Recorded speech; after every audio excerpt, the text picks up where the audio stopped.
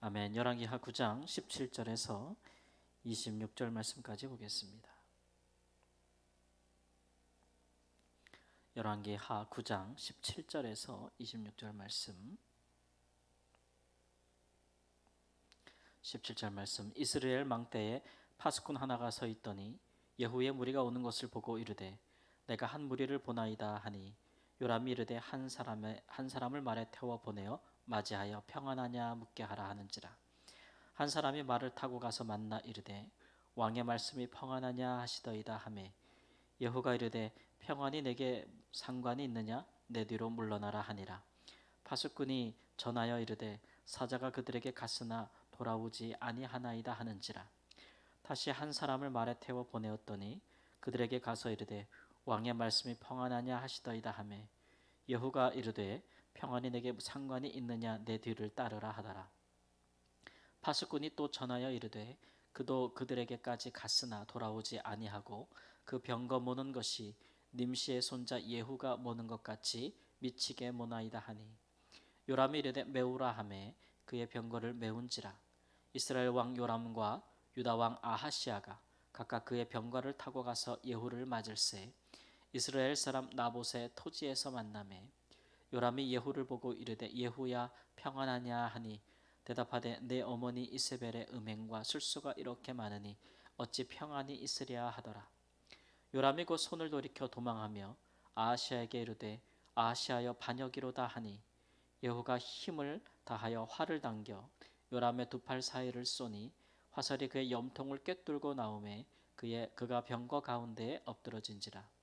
여호가 그의 장관 빗갈에게 이르되 그 시체를 가져다가 이스라엘 사람 나봇의 밭에 던지라.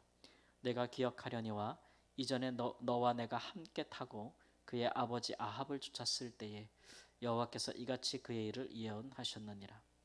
여호와께서 말씀하시기를 내가 어제 나봇의 피와 그의 아들들의 피를 분명히 보았노라. 여호와께서 또 말씀하시기를 이 토지에서 내게 갚으리라 하셨으니 그런즉 여호와의 말씀대로 그의 시체를 가져다가 이 밭에 던질지니라 하는지라. 아멘. 네, 이스라엘 왕 아합의 아들 요람이 이렇게 살해되었습니다. 예후는 이렇게 그를 죽이고 북이스라엘의 반역에 성공했지요. 하나님의 사람 엘리사가 그 선지자 중에 제자 하나를 보내서 예후에게 기름을 부었습니다. 그것을 명분으로 예후는 그 길랄 라못에서 아람을 막다가 부상한 그 북이스라엘의 왕 요람이 그 이제 치료하고 있는 이스라엘이라는 그의 겨울궁전에 갔을 때 그를 이제 죽이러 간 것이죠. 몇몇 무리들과 함께 간 것으로 보이고 예후의 이런 혁명은 그 왕에게도 알리지 않기 위해서 아주 비밀을 유지하고 신속하게 이동을 했습니다. 그래서 궁전에서 파수꾼이 바라볼 때에 예후와 그의 무리들이 오는데 처음에는 그들이 누군지 잘 알지 못했어요. 왕에게 보고하니 왕이 이제 사람을 보내서 그들이 왜 왔는지 누군지 알아보라 했는데 두 명을 연거푸 보내어도 그들이 소식을 갖고 오지 않고 오히려 예후의 뒤에서 함께 무리들과 함께 온다라는 이야기를 들었고 좀 더 가까이 와서 보니 그 병거를 모는 모양을 보니 예후 같습니다라는 보고를 받죠. 예후라는 보고를 받고 나서는 이제 왕이 이제 맞이하러 나갑니다. 부상 중에 누워 있던 왕이 병거를 메우라, 병거를 준비하라 해가지고 말을 타고 병거를 타고 그를 맞이하러 나가는 것. 근데 의심 없이 나가는 것을 볼 수가 있어요. 그리고 유다 왕 아하샤까지 함께 나가잖아요. 그 왕이 전혀 의심하지 않았다는 거예요. 그만큼 예후는 그 요람 왕 그 아버지 때부터 아합 때부터 군대 장관으로 장수로 싸웠던 사람이기 때문에 신뢰가 굉장히 두터웠다라는 것을 알 수가 있죠. 나갔을 때에 그들이 만난 곳이 어디냐 그러면 이스라엘 사람 나봇의 토지에서 만났다. 이건 뭐 소위 말하는 운명의 장난 같은 거지요. 그들이 만났는데 그 아버지 아합이 죽이고 빼앗았던 자 나봇 그 사람의 토지에서 만났다. 여기서 바로 하나님께서 아합을 엘리야를 보내서 만나게 하지 않으셨습니까? 그리고 바로 그 자리에서 이제 아합을 향한 하나님의 심판을 말씀하셨습니다. 왕이라 할지라도 그 악행이 심한데 그 대표적인 예가 무지한 자를 땅을 빼앗기 위해서 백성의 땅을 빼앗으려고 왕이 그를 음모하여 죽이고 그 땅을 빼앗은 것, 그 죄를 지적하기 위함이고, 아합의 죄가 이제 첩첩이 쌓여서 하나님께서 그와 그 아들들을 이제 심판하시겠다라는 것에 대해서 경고하셨던 바로 그 장소에서 만났다라고 하고 있는 것을 볼 수 있는 거죠. 거기서 이제 예후가 요람을 죽였고, 또 도망가던 유다 왕도 함께 죽였다. 이웃 나라 왕을 죽인 것은 그도 아합의 그 딸의 아들이기 때문에 그렇죠. 그래서 이 둘을 한꺼번에 죽였다라고 하는 것입니다. 그리고 그 이스라엘 그 요람 아합의 아들을 나봇의 밭에 그 시체를 던졌다. 왕이 죽으면은 본래 이제 왕가의 무덤에 함께 묻는 법이죠. 그래서 그 죽음의 그 뼈가 그 조상들과 함께 묻히게 하는 게 이스라엘 사람들 가운데 명예로운 일인데, 토지에 버렸다, 나봇의 밭에 던졌다 이렇게 이야기를 했습니다. 그것은 이제 예후가 그가 알고 있던 하나님의 예언을 실천하기 위한 것이죠. 엘리야가 아합에게 예언할 때에 그 자리에 예후도 있지 않았나 싶어요. 그래서 그 아합과 함께 있던 이 예후가 그 예언을 들었고 혹은 알고 있었고, 이제 그 예언을 이루기 위해서 그 시체를 나봇의 포도원에 던졌고, 그렇게 함으로써 하나님의 예언이 이루어졌다 이렇게 이제 말씀하고 있습니다. 마지막 절에도 여호와의 말씀대로 이 밭에 던질지니라 하는지라 이렇게 말씀하셨어요. 이런 일들을 벌어보면서 하나님의 말씀 정확히 이루어지는구나 라는 것들을 알 수 있죠. 이 일을 하나님께서 아합 때에 이루게 하지 않은 것은 아합이 엘리야의 심판의 메시지를 들을 때 그래도 그가 회개하고 하였기 때문에 하나님께서 아합 때가 아니라 그 아들 때에 이루리라 하셨는데, 과연 이렇게 이루어진 것을 볼 수 있어요.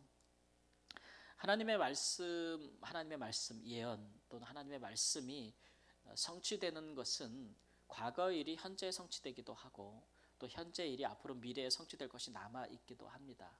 그러나 중요한 것은 이제 하나님의 말씀은 이제 이루어진다는 것이죠.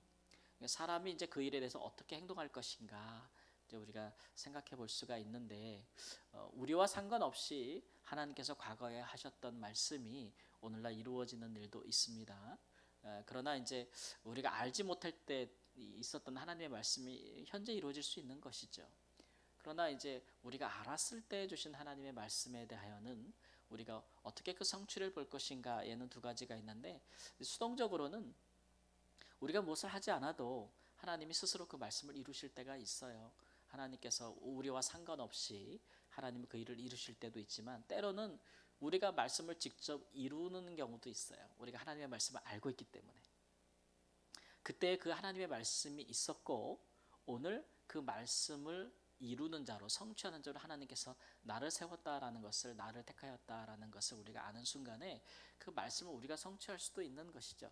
그래서 하나님의 말씀을 성취하는 일들에 우리가 동참할 수 있다라는 것을 보여주고, 특별히 이제 하나님 앞에 그 일들을 성취하도록 부르심을 받은 사람들, 그런 사람들은 이제 여지없이 적극적으로 그 일을 수행할 필요가 있습니다. 근데 예수님도 그러한 태도를 가지셨지요. 예수님께서는 구약 말씀에 메시아에 대한 하나님의 말씀을 많이 알고 계셨어요. 구원자 메시아가 이 땅에 오면 이런 일들이 있을 것이다, 이런 일들을 할 것이다 라고 했을 때에 예수님이 익히 그런 말씀들을 알고 계시기 때문에 그가 친히 그 말씀을 성취하셨다. 그래서 이제 우리가 마태복음에도 보면은 그 말씀을 이루려 함이니라 이렇게 말씀하셨죠. 한 가지 예만 들어도 예수님께서 사역을 시작하실 때에 어디서부터 사역을 시작할 것인가, 예수님의 공적인 사역을 어디서부터 누구에게부터 시작할 것인가 예수님께서 생각하셨을 때 구약의 말씀에 보면은 사망의 그늘에 앉아 있는 자들에게 빛이 비쳤다라고 하면서 이 갈릴리 스불론 땅, 구약의 스불론 지파가 가졌던 갈릴리 북부 지역의 땅에 대하여 그들이 빛을 보았다라는 말씀이 있잖아요. 이 말씀이 이제 예언의 말씀, 메시아를 향한 말씀이라고 예수님께서 아셨기 때문에 그 말씀을 성취하기 위해서 그의 사역이 어디서부터 시작이 되느냐, 그러면 갈릴리부터 친히 자기가 사역을 시작하시는 것이죠. 그래서 이 말씀이 나로 말미암아 성취되어야 된다라는 확신이 있으실 때 그분은 그 말씀을 자기가 이루었다라는 거예요. 이런 태도가 굉장히 중요하다라고 있는 것이죠. 우리가 하나님의 말씀에 관해서 너무 수동적인 태도로 살아가고 있지 않는가라고 한번 생각해 볼 필요가 있습니다. 하나님의 말씀은 참 듣기에 좋고 또 우리의 마음을 굉장히 들을 때 은혜롭게 하고 있는 그런 부분들이 참 많지요. 그런데 이제 그 말씀을 들을 때에 이 말씀은 나랑 상관이 없다. 이렇게 자꾸 여기기 시작하면 또한 우리가 이제 말씀을 들을 때 이 말씀은 내가 아니라 다른 사람에게 늘 필요한 것이다. 이렇게 여기기 시작하면은 하나님의 말씀과 내가 좀 무관하지 않겠어요? 근데 어떠한 말씀이든지 이 말씀이 오늘날 내게 속한 것이다라고 여기면 내가 그 말씀을 성취하기에 힘쓰고 애씀으로써 말씀의 성취가 이루어지는 것이죠. 예를 들어서 예수의 증인이 되라. 성령이 임하시면 너희가 예수의 증인의 삶을 살아라. 땅 끝까지 이르러 이런 말씀을 들을 때에 이 말씀이 예수님의 사도들에게만 속한 것이다. 여기면 나랑 무관한 거예요. 이 선교적 말씀은 나랑 아무 상관이 없는 거예요.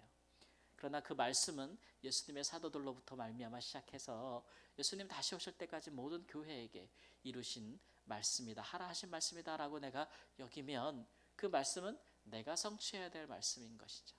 내가 성취해야 될 말씀, 내가 이루어야 되는 말씀이다 라고 여기게 되면 오늘 우리가 그 말씀을 성취하는 것입니다. 예언을 하는 자도 중요하겠지만 성취하는 자가 더 중요하지 않겠어요? 예언의 성취가 없으면 그 예언이 무슨 의미가 있어요? 그러니까 우리가 성경을 보면서 선지자들이 귀하다, 어떻게 이렇게 하나님의 말씀을 예언하는가, 이런 일에 푹 빠져서 우리가 참 은혜를 받을 수도 있겠지만 더 중요한 것은 그 말씀이 우리에게 해당되고 그 말씀을 우리가 하나하나 이루어가는 것이 얼마나 우리에게 참 의미가 있고 우리의 생애를 복되게 하고 우리의 삶을 가치 있게 하는가라는 것들에 대해서 새삼 이제 좀 새롭게 의미를 깨닫고 사는 것입니다. 그렇게 함으로써 예언을 하는 것보다 중요한 예언을 성취하는 일에 하나님 앞에 우리의 삶을 드리게 되기를 우리 주 예수님의 이름으로 축원합니다. 아멘. 주님, 하나님의 백성들을 향한 수많은 예언, 수많은 하나님의 말씀이 기록되어 있고 오늘날 그 말씀이 우리를 통해서 이루어지고 성취되어야 할 말씀으로 우리에게 주어진 것을 감사합니다. 하나님의 말씀을 언제나 듣기만 하는 것에 만족치 아니하고 우리가 행할 수 있는 분, 내게 다가오는 말씀, 내가 깨달아지는 말씀, 내게 감동이 되는 것, 하나님 나로 말미암아 이루어져야 될 말씀을 기쁘게 이루어가는 삶을 살 수 있도록 하나님 인도하여 주옵소서.